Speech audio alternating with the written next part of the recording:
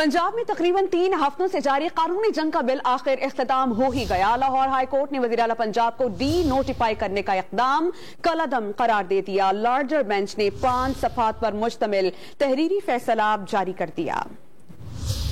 Governor की जानिब से वजीर आला को डी नोटिफाई करने के अहकामात वापस लेने पर लाहौर हाई कोर्ट ने परवेज इलाही की दरख्वास्त निपटा दी। 5 सफ़हात पर मुश्तमिल तहरीरी फैसले में कहा गया कि वजीर आला पंजाब और काबीना की बरतरफी का 22 दिसंबर को जारी नोटिफिकेशन गैर कानूनी था। परवेज इलाही के वकील बैरिस्टर अली जफर ने मीडिया से गुफ्तगू में गवर्नर की जानिब से अहकामात वापस लेने पर इत्मीनान का इजहार किया। और उन्होंने ये जो विड्रॉ किया अपना ऑर्डर, ये उन्होंने अपनी ओथ के मुताबिक अपनी जो गलती थी उसको दुरुस्त कर लिया। तो इंस्टीट्यूशंस हैं हमारी, जो आईनी इंस्टीट्यूशंस हैं, उनसे यही उम्मीद करनी चाहिए कि वो अपनी अपनी ओथ के मुताबिक, अपना आइन के मुताबिक पॉलिटिकल ना होके वो फैसले करेंगे।